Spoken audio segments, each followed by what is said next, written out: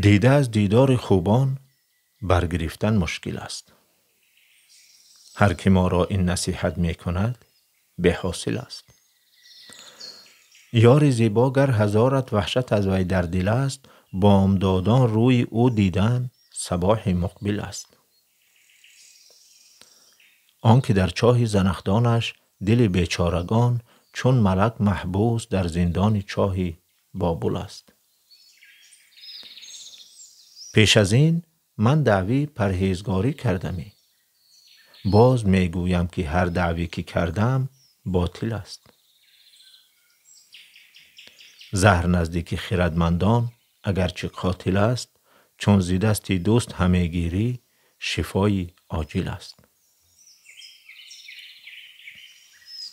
من قدم بیرون نمی آرم نهاد از کوی دوست، دوستان معذور داریدم که پایم در گل است.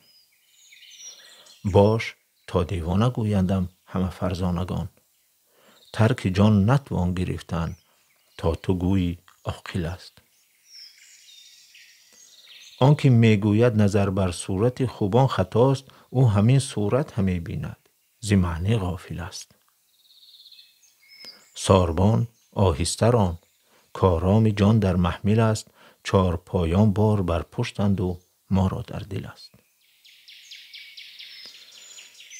گر به صد منزل فراق افتد میان ما و دوست، همچنانش در میان جان شیرین منزل است.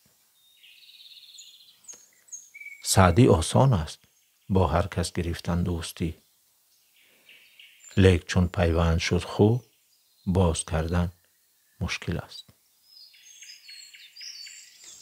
غزل از سعدی شیرازی.